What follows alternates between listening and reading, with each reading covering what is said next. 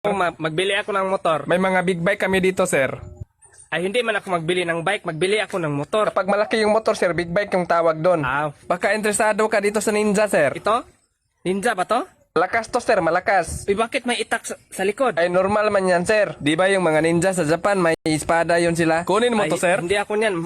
Baka masugatan ako pag sumakay ako niyan eh. Ay, sige, pumili ka pa, sir. Ito dito. Ano ito dito? Diyan, sir, mga naked bike yan.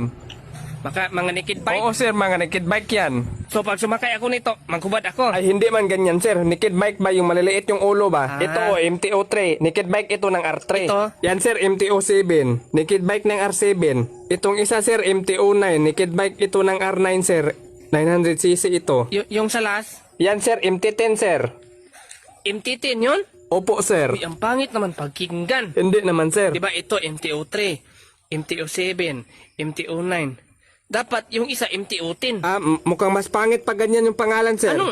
May U lahat eh. Tapos yung isa 10 na. Wah, MTO3, MTO7, MTO9, MTO...